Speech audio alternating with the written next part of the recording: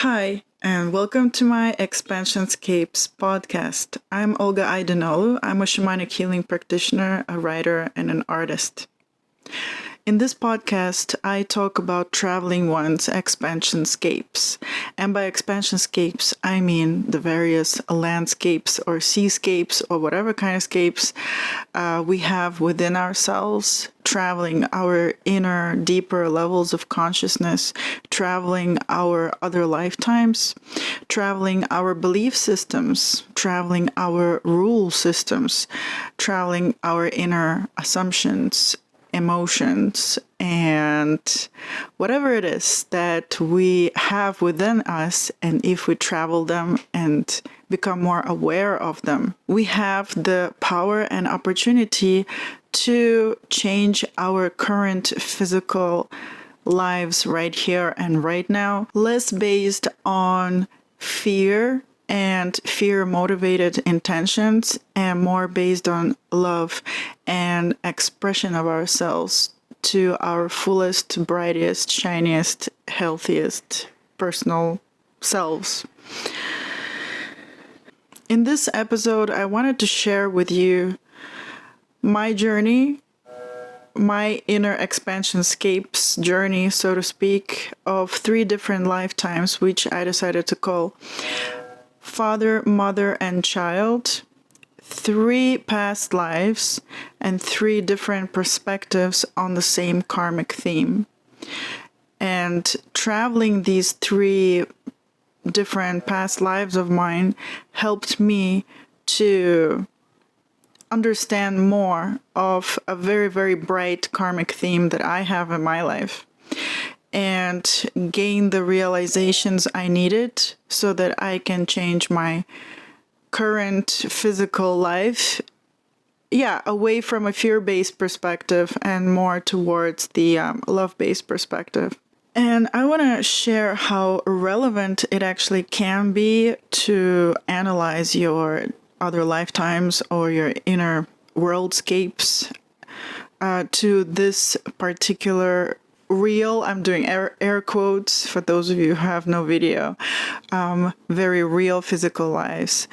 And sometimes I talk to people and they ask, what do you do? I'm like, oh, I'm a shamanic healing practitioner. I like to dive into our consciousness, and then as I may talk about more about like different lifetimes and meditation and other things, and then I sometimes see their eyes become more glassy and not interested. And I understand that, well, first of all, you know what, this kind of activity is really not, I understand it's not everybody's cup of tea, but I feel that one general assumption really makes it not most people's cup of tea, is that in those glassy eyes, I often see, okay, well, you tell me nice stories about meditation and past lives and traveling your inner consciousness, and that's all really fantastic, but I have real problems. I have a real life, I have real responsibilities, I have real pains, I have real sorrows, whatever. I have real problems, and I have real bills to pay. I have a lot, other people depending on me or something like that. I have real problems. I have a real life. I have no time to meditate, and I have no time or luxury of dedicating my time and energy to frivolous things like that, because I need to deal with my real problems. But then when I was studying from my teachers in shamanism, I remember them mentioning it over and over again. They said, if you're not using these skills and, all this shamanism stuff, all this spiritual stuff, if you're not using all of that to create a better life for yourself today, right now in the physical, then what are you doing?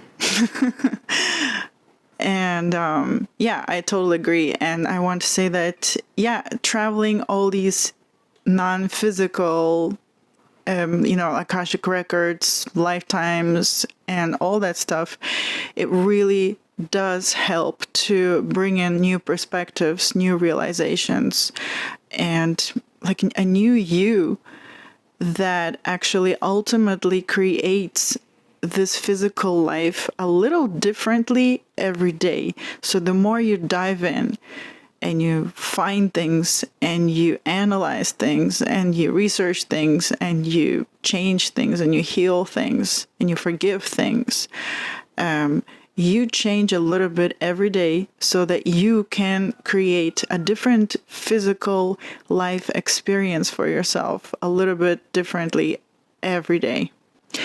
So here's my story of the 3 different lifetimes. And I do have memories of way more lifetimes than those 3 lifetimes. It's just that I decided to share these 3 because they just felt like this beautiful triangle of father, mother, and child that really showed me a really cool kind of 3-dimensional perspective, should I say, on the same karmic theme that is really, really bright in my life. Bright meaning like very, very active and very painful too, which is the karmic theme of, if you want to talk about astrologically, it's like the 2nd house of self-confidence, self-worth, finances, scarcity, abundance, resources, things like that. So it's a cool kind of like a triptych of lifetimes to put together to gain more perspective on the same thing.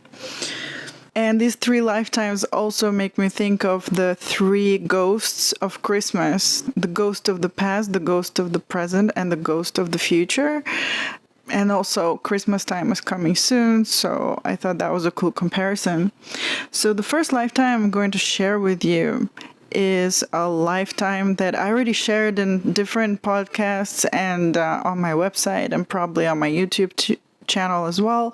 So sorry if you already heard about that one. So I will try to be brief on that one. So when I was 2 years old, I remember in my baby bed, I but I remembered myself, or rather like I was there. I found myself there. And I was this man laying on the field. I was a warrior. And I don't know, it was some kind of medieval times in Europe. And I was dying in the field. And I was really, really regretting that I was dying because I thought that I was invincible as a warrior. I was very, very confident.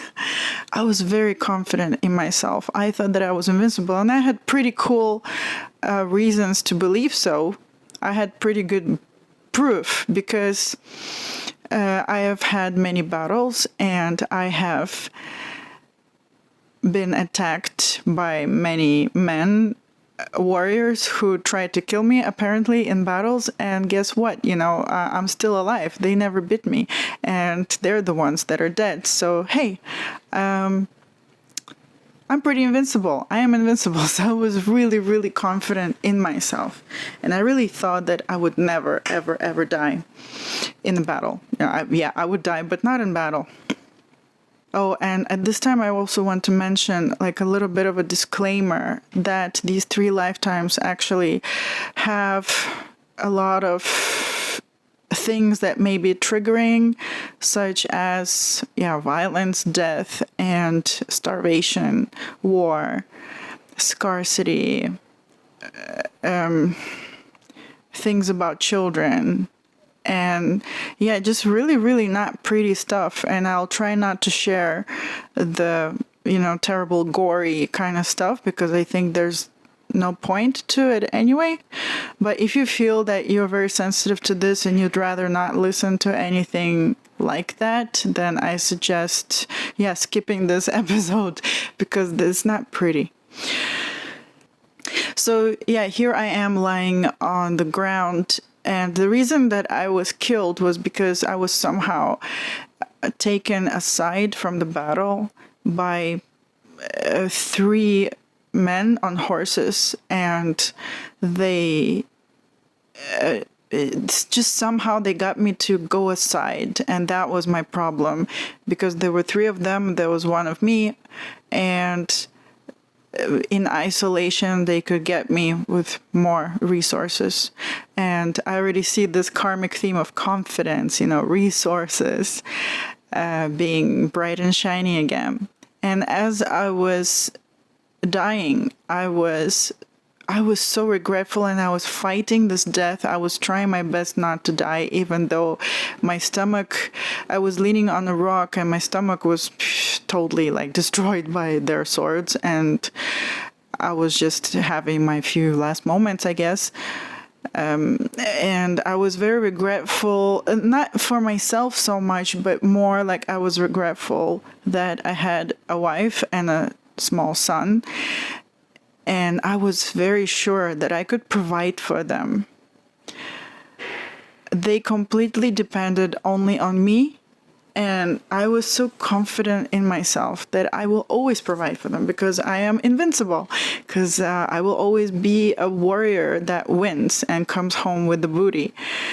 And will always provide for these two people in my life whom I actually arranged for them to be absolutely dependent only on me, by never wanting to have my own farm or house on a farm and have my become a part of a community, like a farm community, because I thought that probably the worst thing you can do in this life is be a farmer and have a farm and have possessions like that are easily taken away by men like me who come as warriors and they sweep through the village and everybody's dead in really short time, and everything can be taken away from you and all your loved ones can be taken away from you by people like me.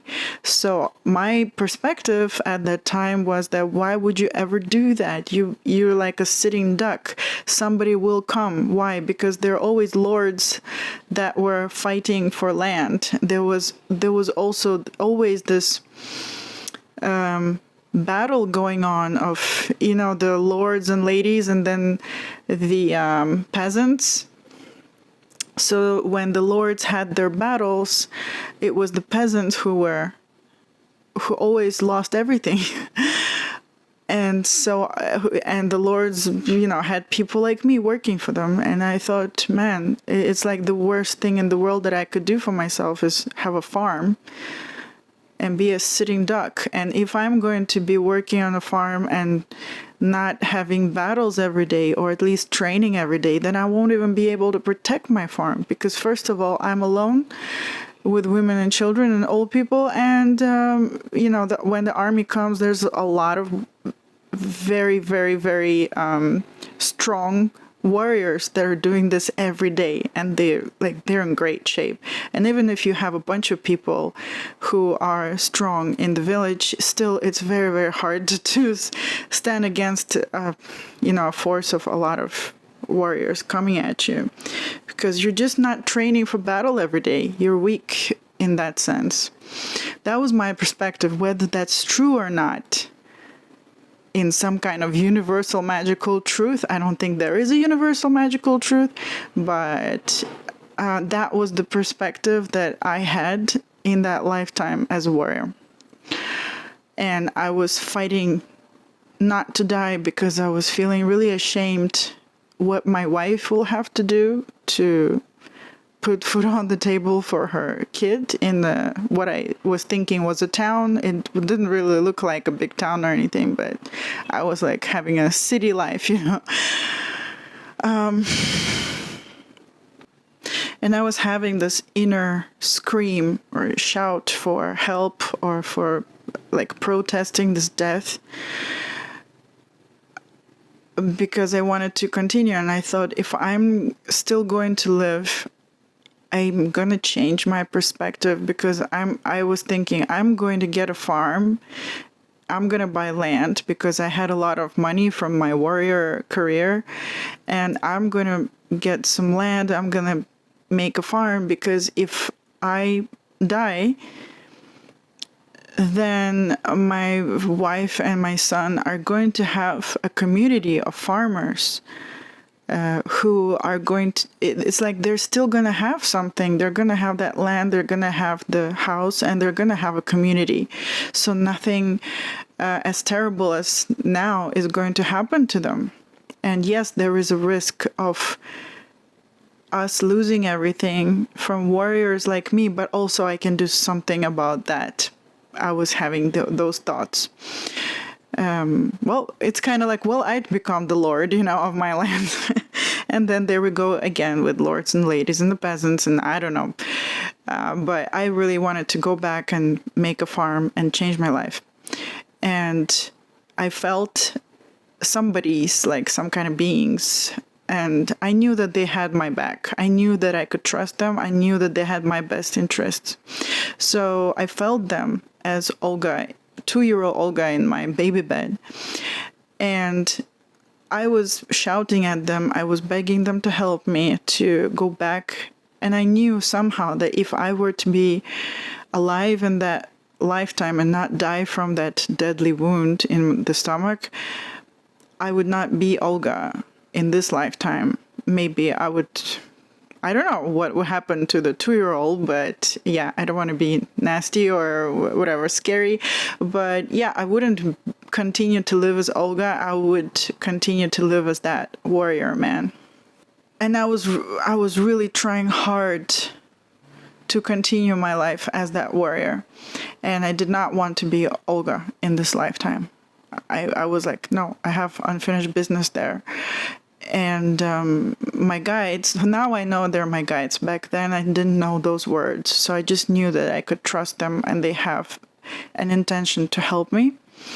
They were telling me, okay, if you can remember who you are, then you can go back and continue. There will be like almost like a near-death experience, and you will be able to survive there and you will continue that life. But if you don't remember who you are, you will die in that lifetime and you will continue living on as this 2-year-old Olga.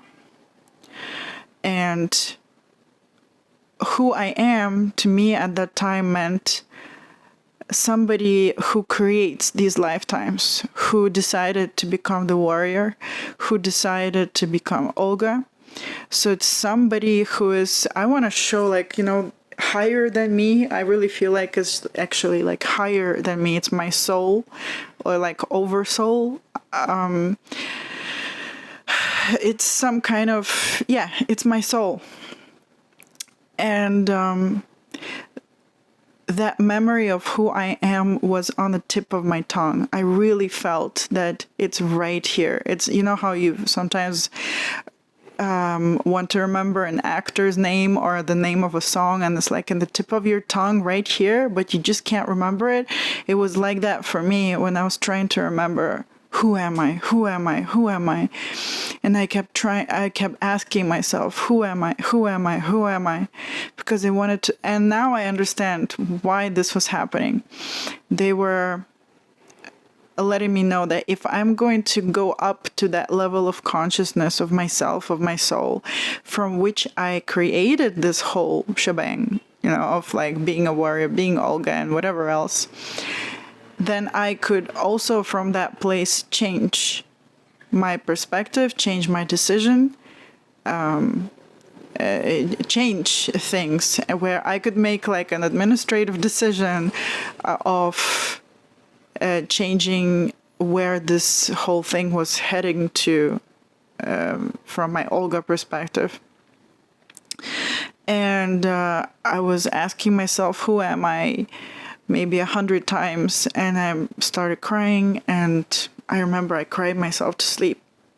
And I remember also that they said, if you don't remember who you are, you're gonna live on as Olga, who is this girl in this bed, and she has these parents who I heard my parents were cooking and laughing and arguing and joking in the kitchen while I was trying to fall asleep.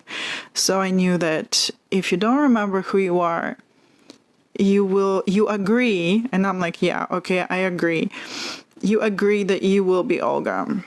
And I also had a glimpse and understanding that this lifetime as Olga is going to help me resolve the conflict, the pain, the sorrow of whatever was happening in my lifetime as the warrior who was heartbroken over not being able to provide for his wife and son, and who was absolutely sure that they were going to have an absolutely horrible life, where the wife would have to probably sell her body, and the son, I don't know, maybe being sold or something into some kind of, they had to work. I don't know. I don't want to go into those terrible details, but that was my perspective, that was gonna happen to them, and it's all my fault. I couldn't provide for my loved ones, for my wife and son, so I was very much ashamed of myself. So this lifetime was one perspective on this karmic theme of self-confidence, self-worth, abundance versus scarcity. Because in that lifetime, I was so confident, extremely confident in myself. And I was very confident that I could provide and create abundance. A lot of abundance all the time, because I was confident in myself as a warrior. And then all that crashing down, because when I was killed, there was this expectation that the people who depended on me would be in poverty and would starve. And there was also this assumption that they cannot provide for themselves. And maybe that was true in that lifetime. But honestly, no matter how much I try to go back to that lifetime and actually check in on what actually happened to my wife and son in that lifetime, did they actually, end up like selling their bodies or whatever, just going into very, very deep darkness? Did that actually happen? Or maybe they weren't completely helpless and dependent on me. Maybe they found a way how to live and not in darkness and scarcity and poverty, as I was so sure that they would. And this information is still closed to me.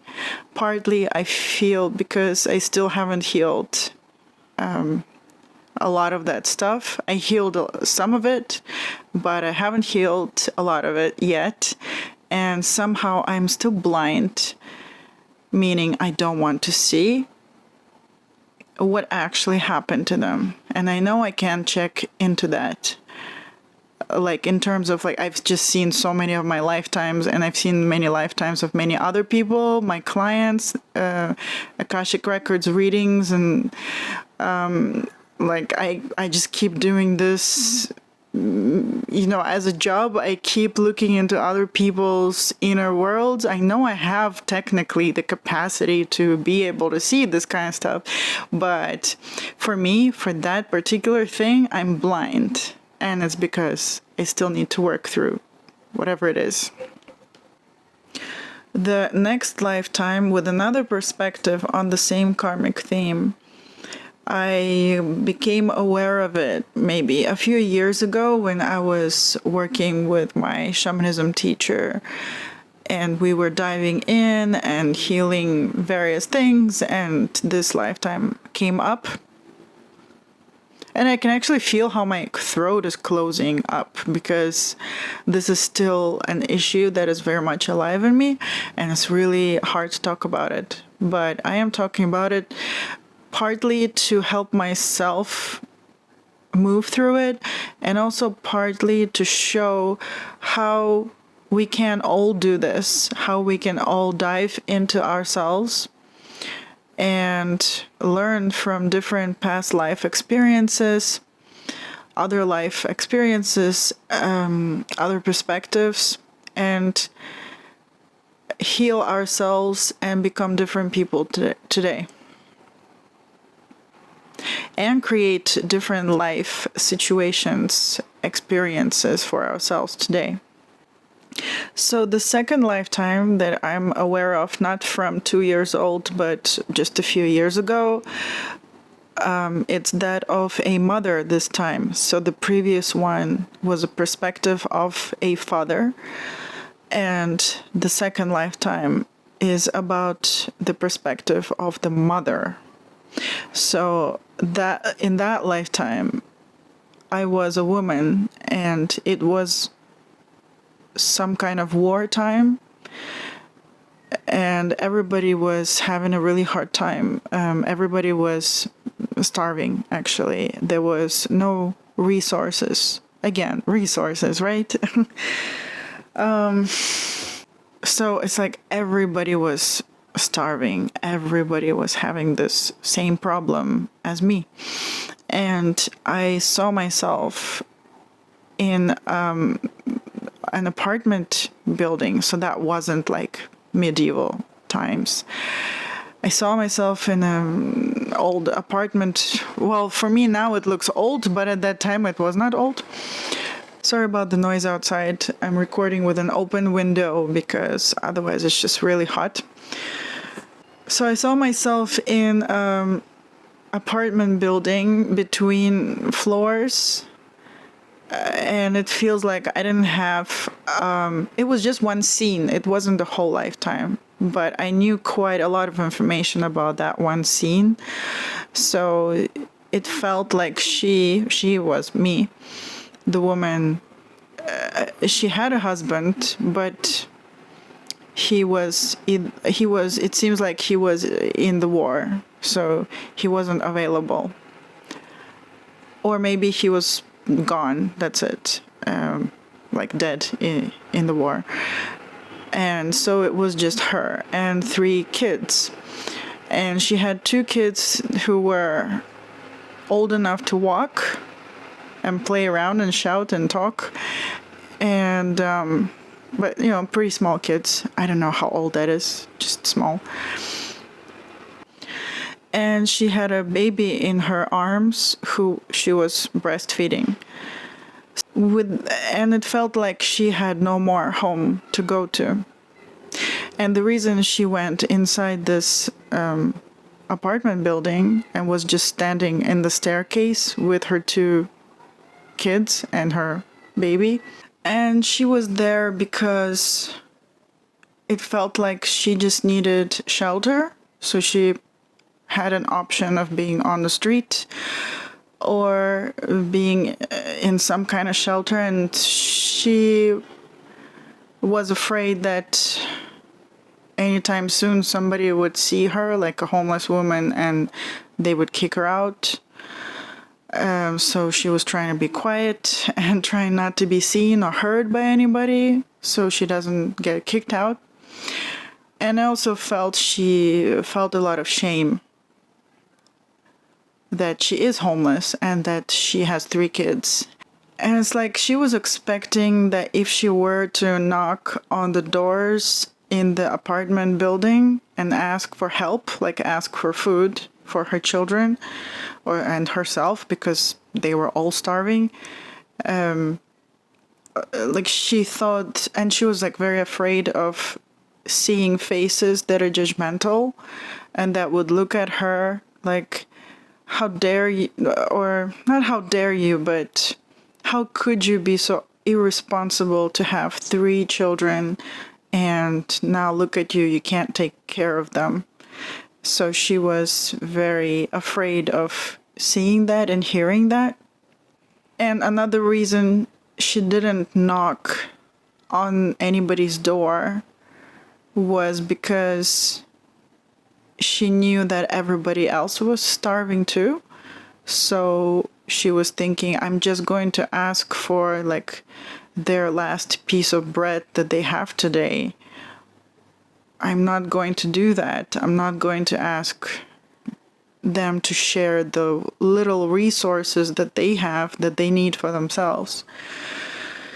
So she was just standing there, and here's the nasty thing. You can skip this like 5 minutes. Since she was breastfeeding and she was starving herself, like her milk wasn't there, and she was kind of watching. She made the decision to allow her youngest to fall asleep and, not wake up, because she needed whatever she could get. She would feed the other two kids who were older. And she was very ashamed that she was doing that because, well, she's a mom and she was supposed to provide for the baby, right? And also she felt ashamed that she even created a child. She was beating herself up. She was promising to herself, in fact, she will never have kids, because she decided that if you do have kids, then it's not only your kids that are going to die, but also you. And she understood that maybe if she never had kids, she would be strong enough to go and find work somewhere and maybe get a little bit of nutrition for herself, and at least she would still be alive. But she had these 3 kids, and she felt very much ashamed that she couldn't take care of them. Once again, a very similar thing to the warrior who felt very much ashamed that he couldn't take care of his wife and son, and this woman who was very much ashamed that she couldn't take care of her 3 kids. And just like in the first lifetime of the man, the warrior man, I am yet blind to the continuation of the story of what actually happened to his wife and son. Maybe they didn't have a horrible life, but I can't see that because I still have my very strong beliefs that they would face darkness and scarcity and poverty and hunger and starvation. And in the same way, I am blind to see what actually happened to her 2 children and to her. But in that scene, she was believing that they were all going to die soon, and she was just accepting it.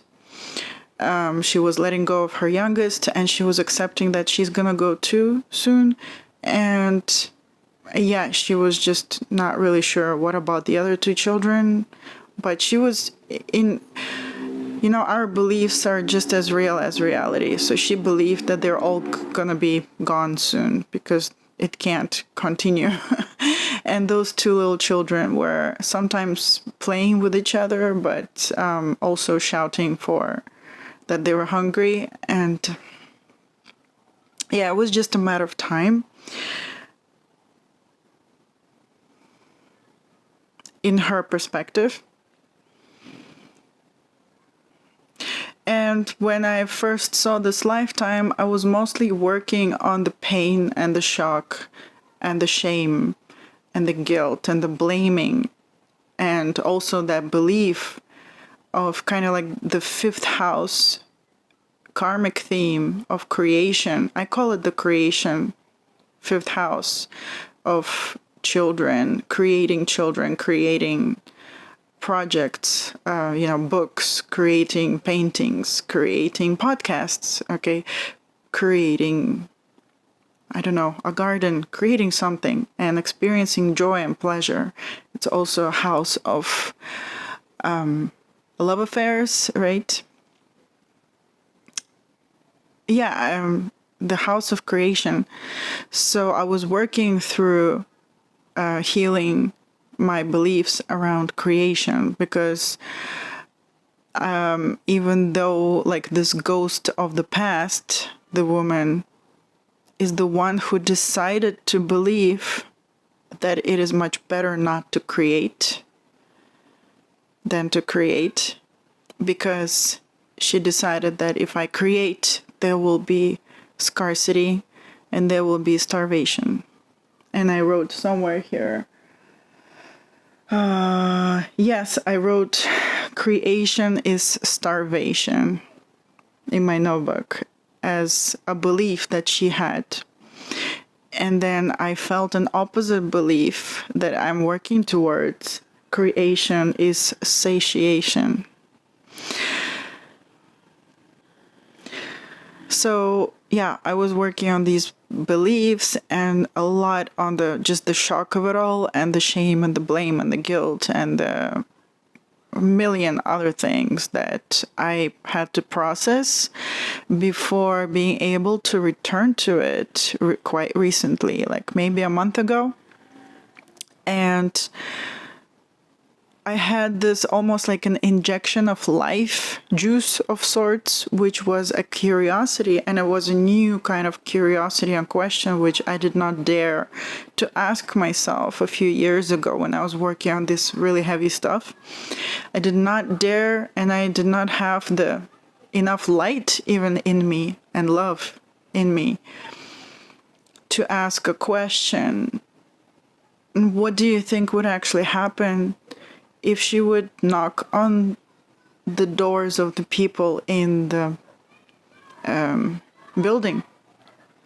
Maybe one, and it's like, you know, how what we believe we create. So maybe with her beliefs and fears, she would be attracted to, or she would be a match to people who would open the door and actually do exactly the thing that she was afraid of, which is, you know, looks of judgment and like degrading looks of, look at you, you created children, you can't take care of them, and how could you? You shouldn't have.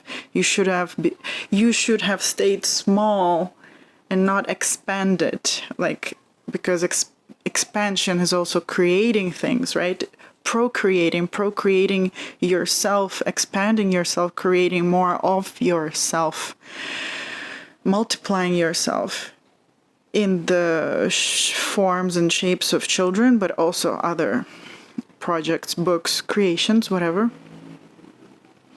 Even speaking one's voice, I feel, is a kind of procreation. It's like you are creating more of yourself because you find yourself worthy of being more. You find yourself worthy. So then you decide that, you know what, I'm so worthy, let me create more of me. I love myself, so let me hear more of me. So then there comes the ability to speak, to write, to paint, to create, to procreate, have children. So the new injection of curiosity powered by more light and love in my system that I have worked to heal and to allow more of that in me. And the question was, what if she would actually knock on all the doors? And that curiosity also came from the fact that I did change my own perception of the world. That the world is such a scary, dark place of scarcity and starvation and darkness and violence?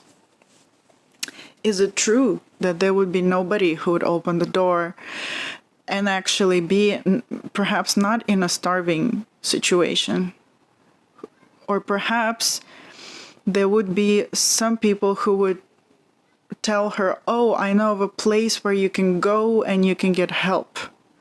Or maybe somebody would open the door and actually have food for them, okay, for today, and actually would be kind and actually would be understanding. Because from my current perspective, she had nothing to be ashamed of.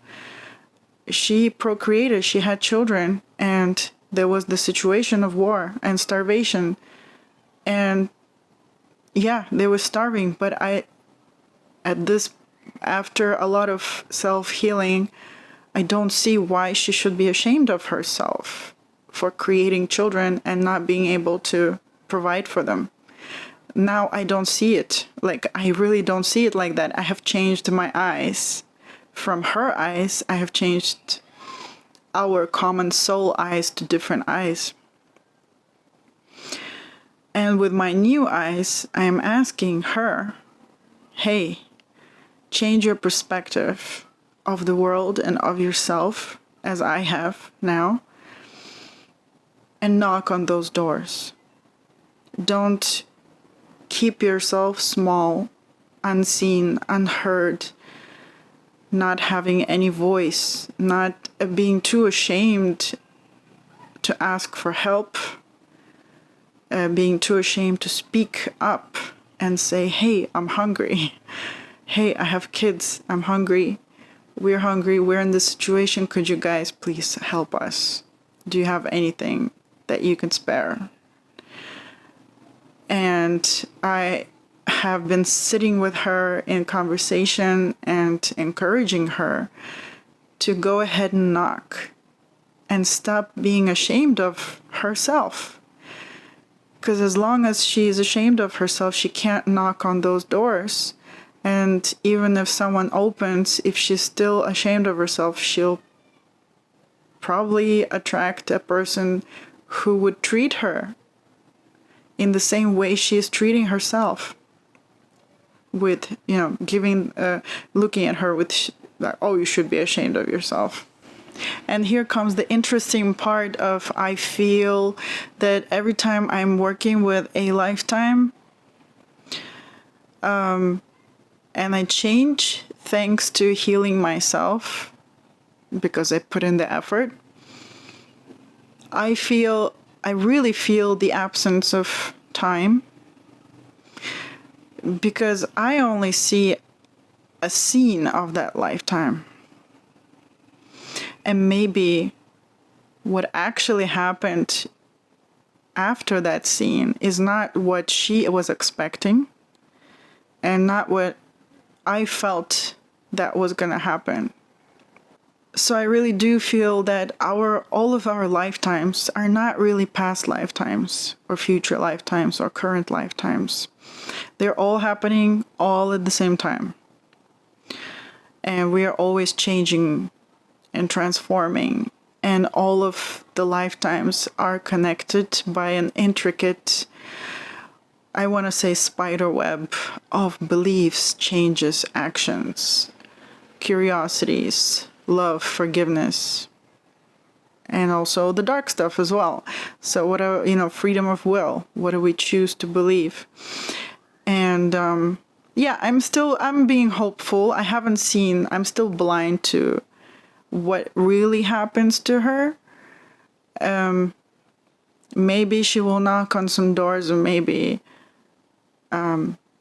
there will be help, and maybe somebody will help her to find a place where she can find some kind of a solution for her kids and herself, maybe somewhere she can work and, for food or something.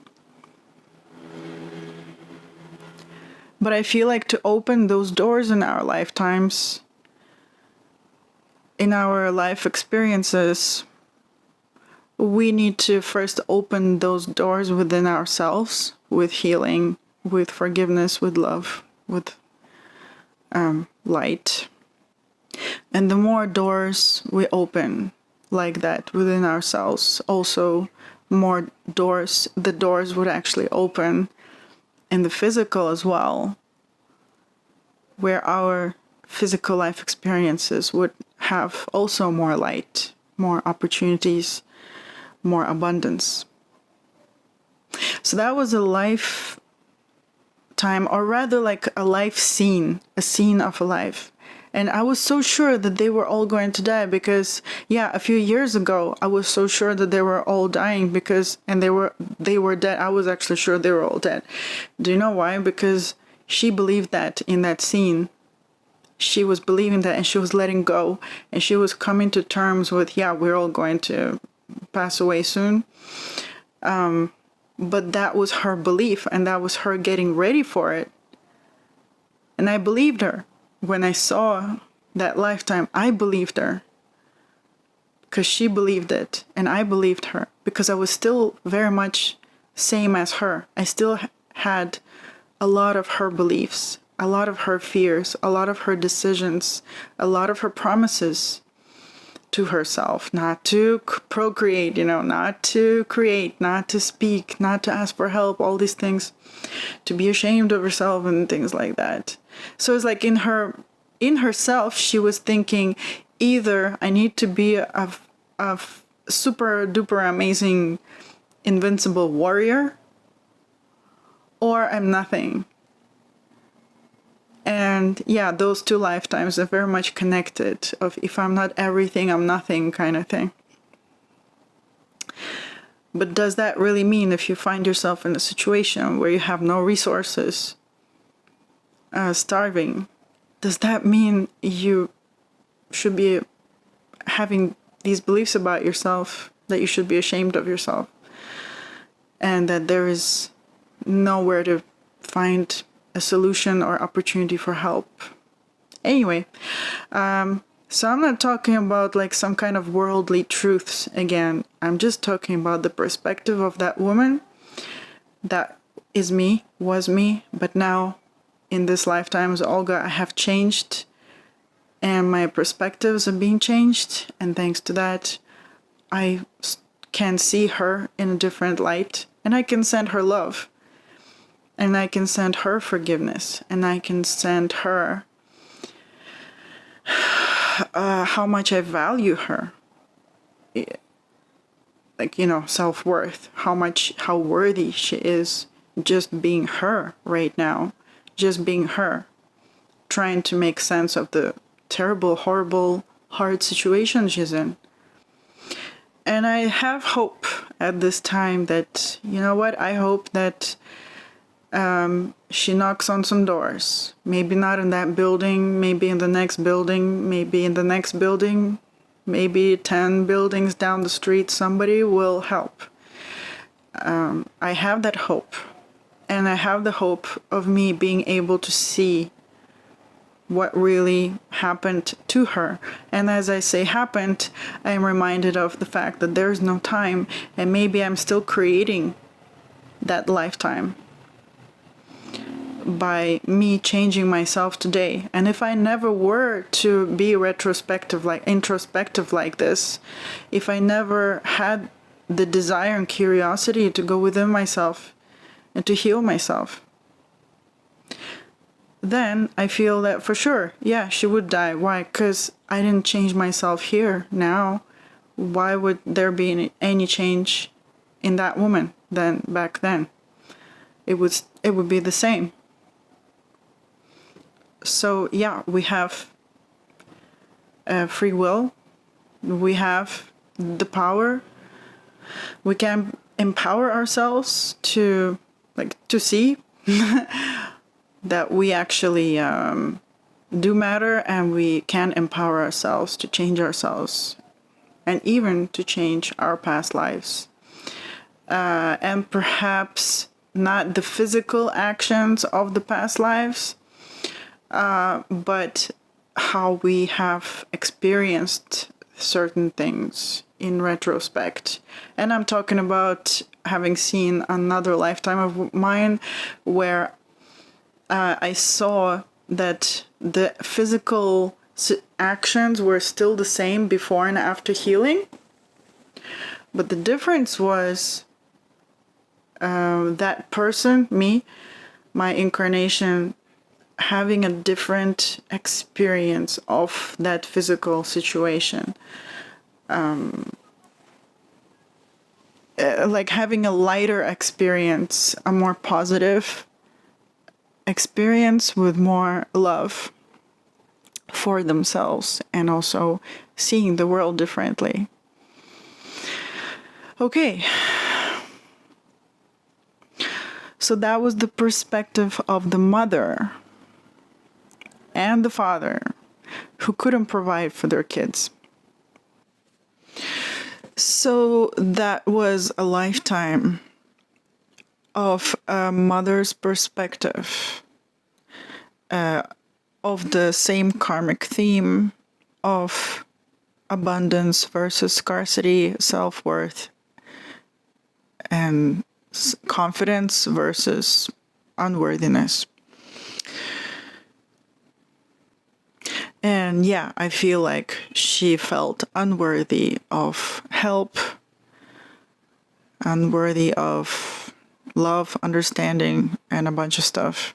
Anyway, okay, so the third perspective Yeah, I'm sorry. This sounds like pretty sad, but then I feel like sharing it because the perspective from which I'm like the fourth perspective, right? Who is having this karmic theme very bright in my life, as I have been struggling with confidence and being able to speak my voice.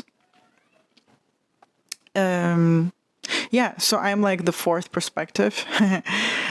And my perspective is this. My perspective is healing and love and forgiveness and taking things into your hands, empowering yourself and to see your worth. Yeah, basically. Change yourself. And not in a sense that you're not good enough, so you should change yourself, but change your perspective so you see worth in yourself and you also see a different external world.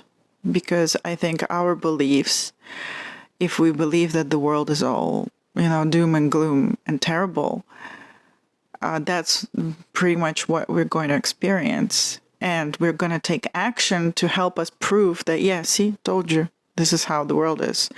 But if we have more hope and perspective that the world is not all darkness and has love and has worth, then we may take more chances and we may take more action to knock into more doors, not necessarily asking for help, but for opportunity to invite more worth, confidence, abundance, joy, pleasure, love, procreation, love affairs, the fifth house of the astrology wheel.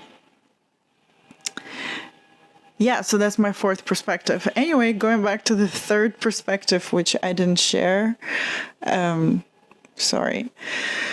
The perspective of the child. And yeah, that one I just was made aware of about a month ago, which is when I actually wanted to do this video and I couldn't because I had to deal with the processing it, digesting it, healing, and and again, like my throat is closing up right now and I feel like just bursting into tears, honestly.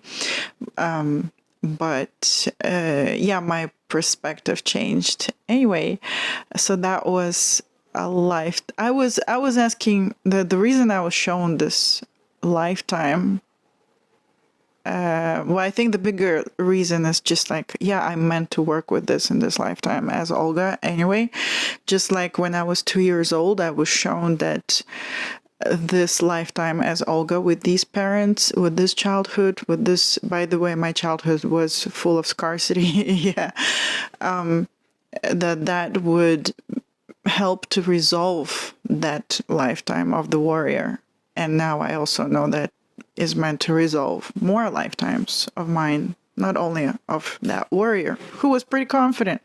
Okay, maybe I should learn from him at least to be more confident like him. So the specific reason I was shown this third perspective of a child, I was doing a shamanic journeying practice into something that we call the middle world of mine, my inner middle world.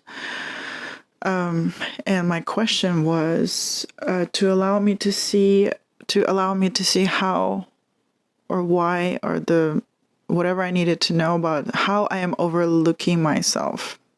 So at that time I was working with that concept of being overlooked and also overlooking myself. And little did I know that I would get this memory of this life, the lifetime of a child, which would fit perfectly like jigsaw puzzles, 3 pieces of jigsaw puzzles that fit together like the 3 ghosts of Christmas around Christmas time for me. That would bring a lot of understanding into this karmic theme. So Yeah, if you're sensitive to the topic of children and starvation again, I'm sorry that there's noise outside. Can't do anything. There's actually a kid who loves to press the horn of the car of his parents, and he does this like the whole evening, every evening. Anyway, children, topic of children. Yeah, so if you don't want to hear a story about children and starvation, and I'll spare the gory details because I don't think there's a point to sharing that. Yeah, feel free to skip this part. Okay, so yeah, the memory I had, and it's only very limiting what I'm sharing with you because I don't want to tell like a very scary story.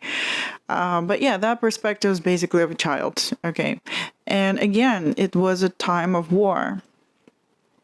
And that was a time like human life years.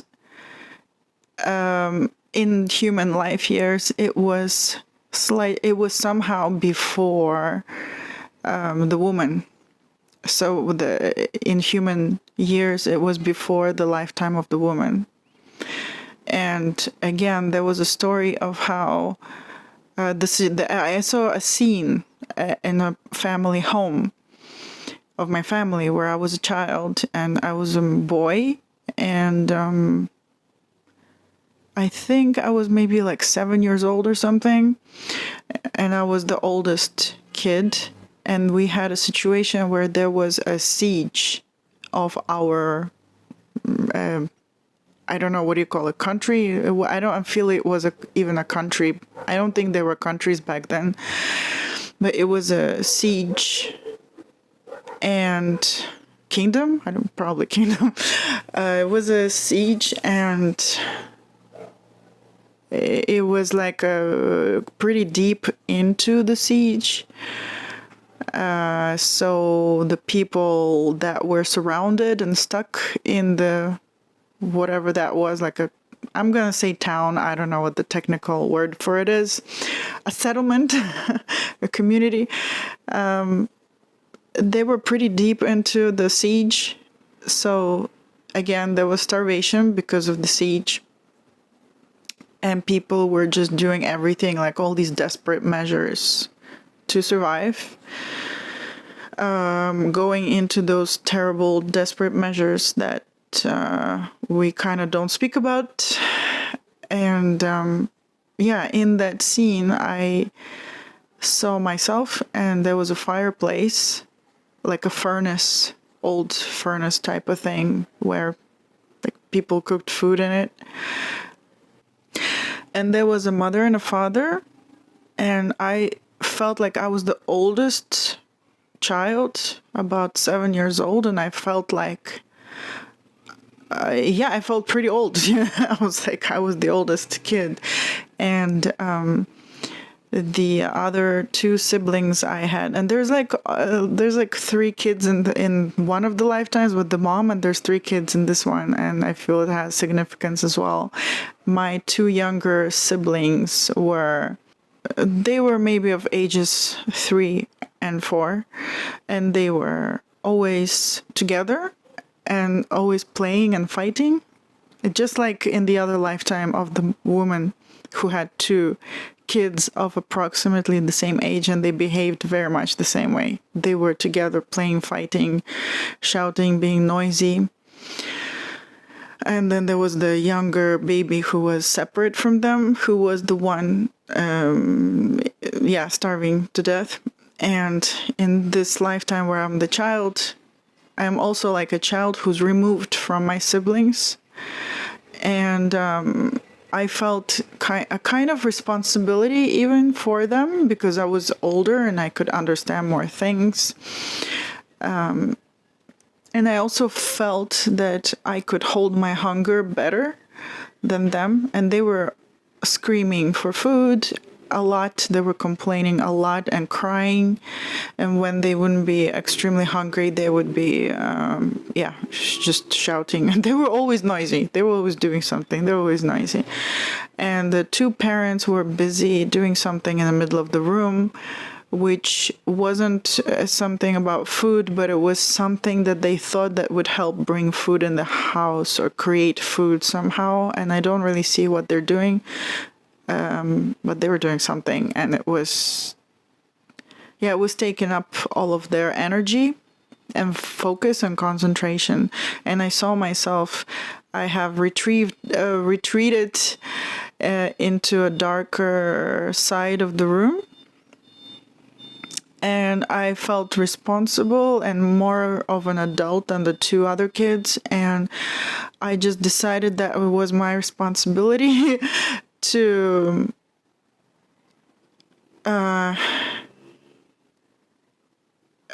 I felt that my parents knew that I'm hungry and that we're all in this desperate situation.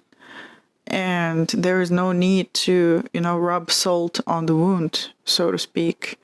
There's no need for me to shout for help, to shout about the fact that I am hungry. There is no place for it, that I shouldn't do it, that if I'm a good person, I shouldn't do it. I was trying to be stoic and responsible and heroic and just like, I guess like I was trying to be worthy of myself. It was some kind of perception of self-worth that, any respecting person wouldn't shout and cry for food like the two little siblings of mine.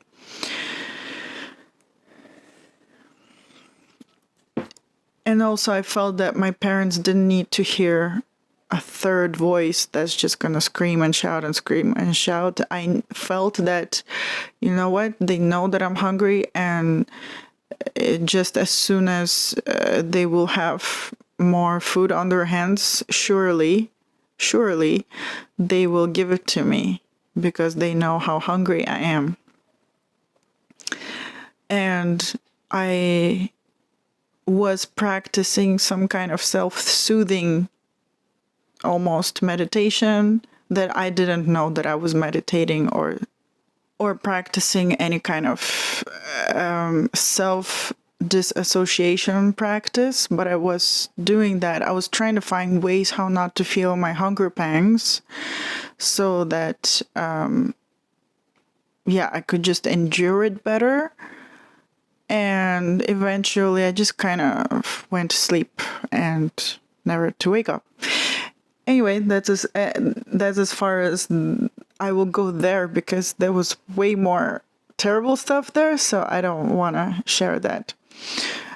And not because I feel like, I don't want people to know, but more like I really think there's no need for that much gore. I think this is enough to portray another perspective, the child's perspective. And when I was processing that, then, after I was gone. And that was for sure, I was gone. It's not one of those lifetimes. Oh, I wonder what happens next. Maybe something nice happens. Maybe they open the doors. Maybe the wife and the son of the warrior actually were okay. No, this one was done. And after the father found out what happened, I felt his shame, and he was just he was just really extremely ashamed of himself, that he was ashamed that he did not know how hungry I was. He did not know, and he felt that it was his responsibility, but somehow he did not know or see or perceive or pay attention to, and he was very much ashamed of himself that he didn't know or didn't make himself know. I don't know. And he was dealing with that shame, and after I worked, so things came through little by little, and after I worked through that lifetime, I understood that as a child, I kind of gave up my the awareness and the expression, the speaking, the voice of my desire, of my needs, in this case for food, but needs are needs, that I just kind of delegated it or gave it away to my parents, to my father specifically there.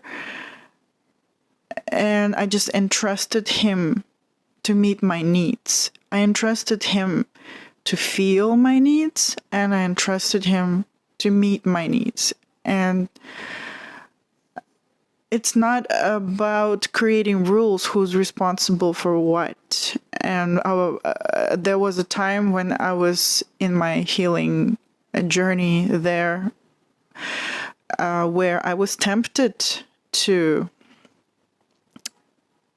do something like, okay, let's create rules of who's responsible for what in a family when you have father, mother, and child.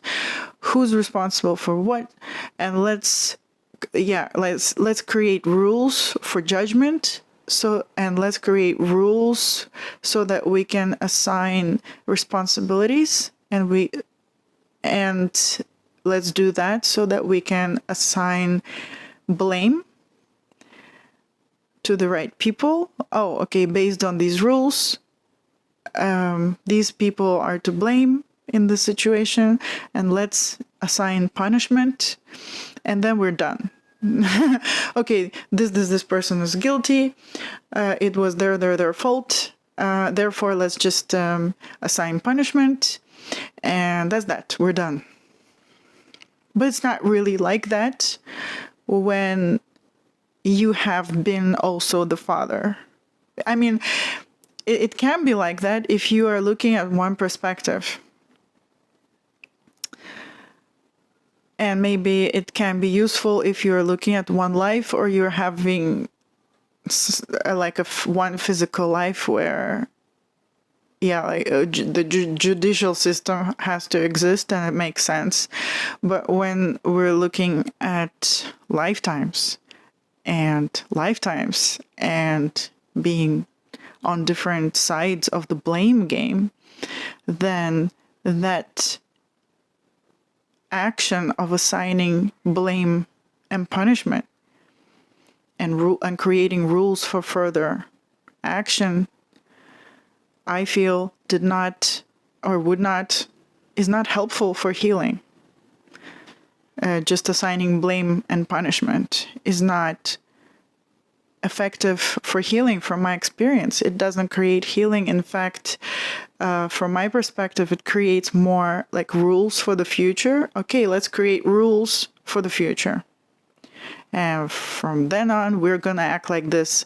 And I mean my soul, who creates many people on different sides of the blame game. So it's like, okay, well, in the future, let's create these rules and let's follow these rules to the point, just like the woman created a rule for herself: no more procreation, because creation equals starvation. It's like when we create rules like that and we end up following them for lifetimes, we are in essence being violent to ourselves, I feel, because she has created that rule: no more procreation.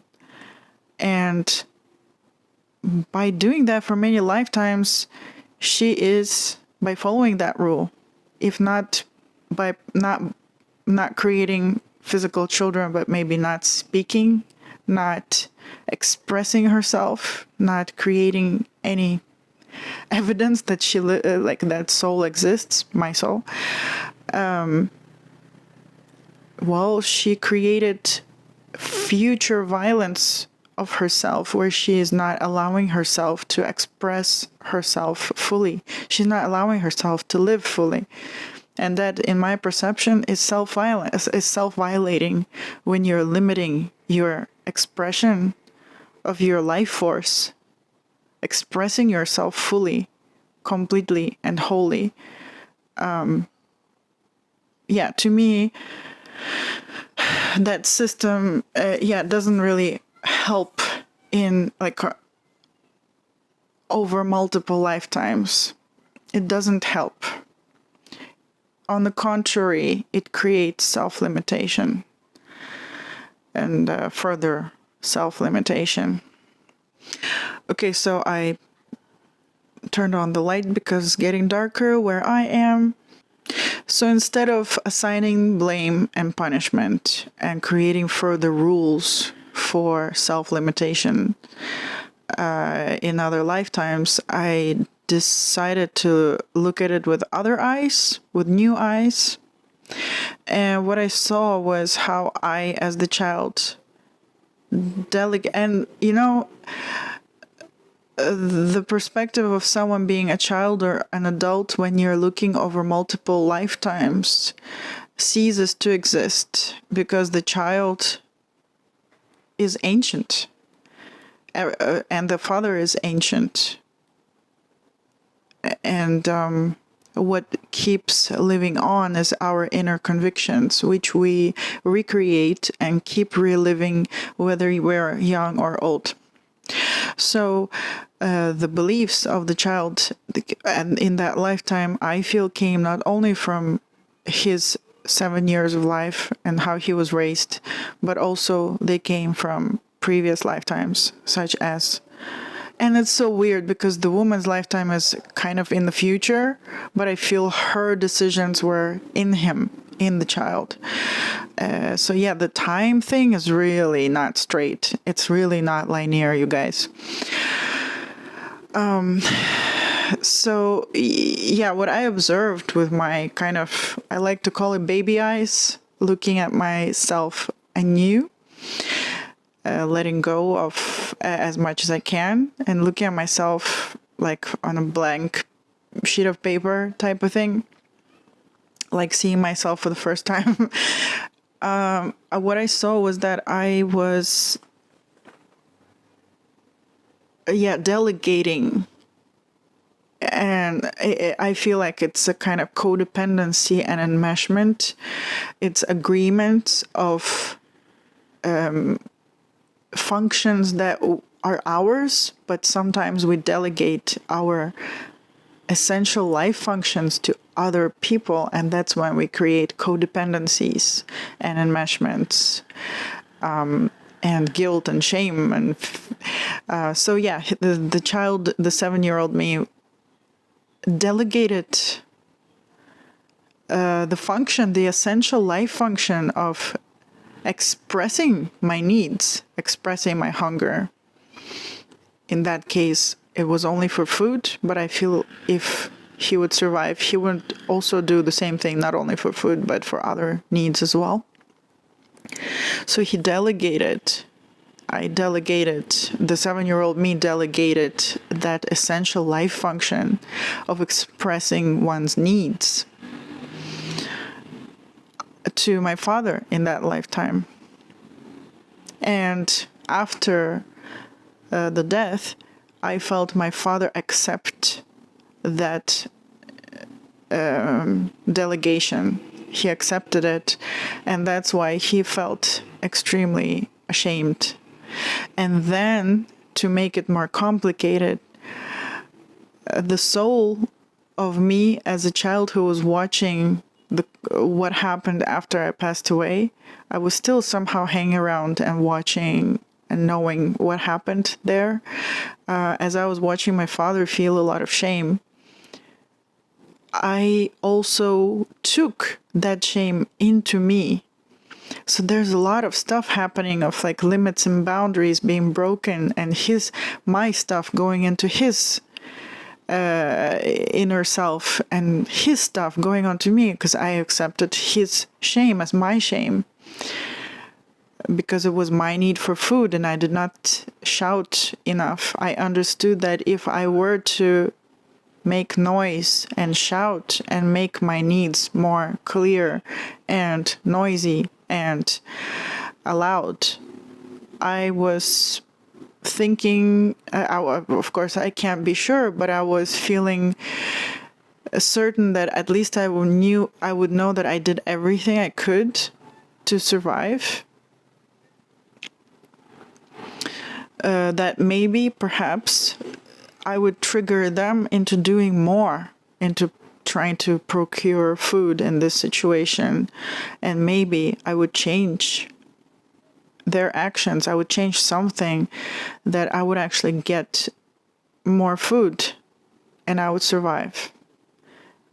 And the difference was that I just had to make noise. I just had to speak. I just needed to express myself, which I did not, because I felt shame because I was the oldest kid, and also I felt a kind of pride that, look, I'm too proud to speak up and to say this because I'm the oldest and I'm stoic. And I was judging the two little kids, my siblings, for screaming. And that's like another big karmic also theme in my life, where I have often said the sentence in my life to myself, oh, the people who shout the loudest get the most help. So there's also a lot of judgment in me that, all you need to do is just cry for help and you'll get it. What about the people who stoically keep working and on themselves and keep doing something quietly? We also need things. We also need things just like the people who cry loudest, but we just don't cry.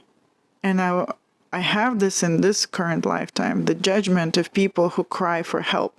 But, and then they get more resources. Why? Because they keep crying for help. Because they keep shouting, because they keep saying, give me, give me, give me, I'm hungry. Anyway, this is feels like a story for another day, but it is connected and it is different. Anyway, and yeah, I want to say that this kind of self-exploration,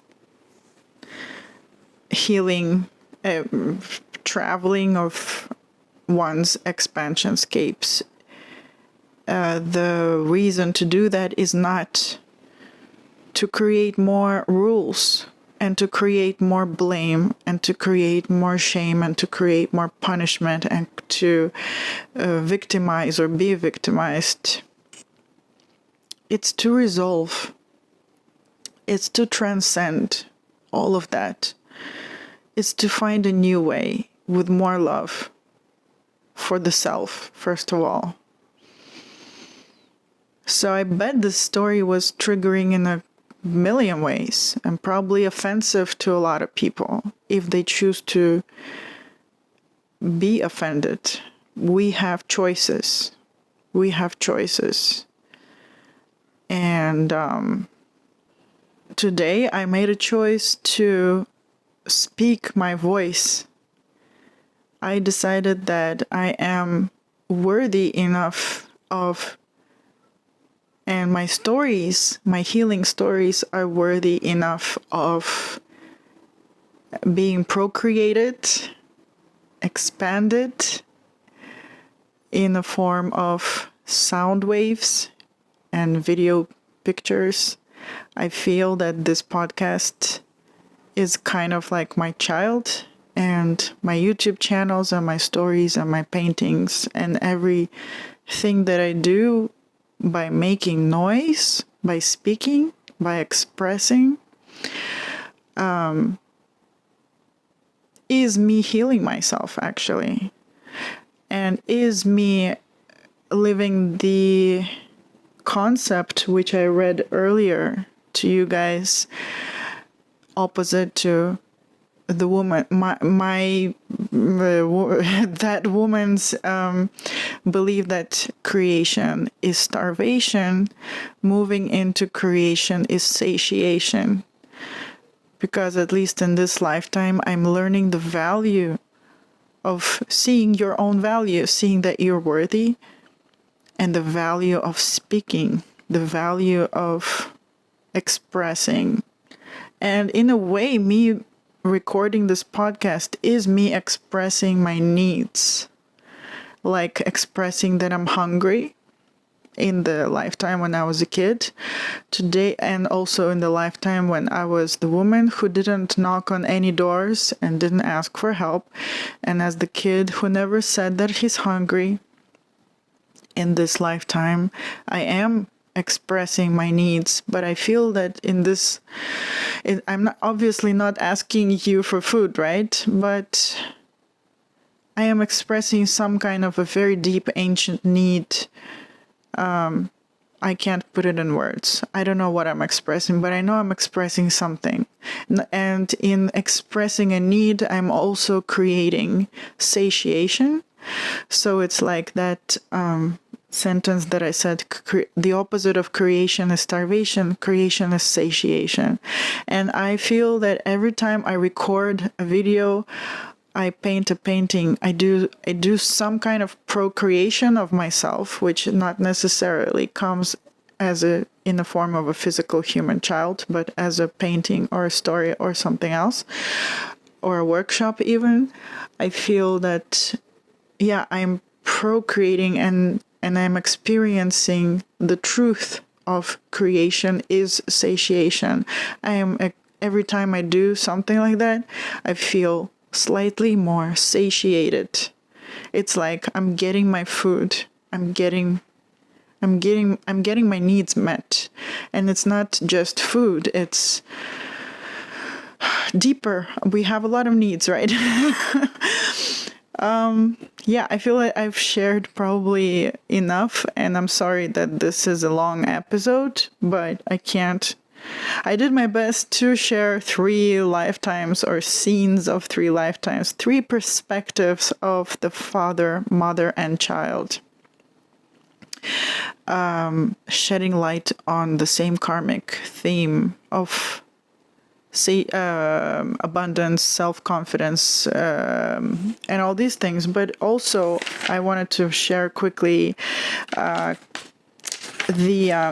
just looking at my notes, that these 3 perspectives are not just, oh, I was a father that couldn't provide for a kid. Okay, I was a mother who couldn't provide for a kid. Okay, I was the kid who wasn't provided for by my parents.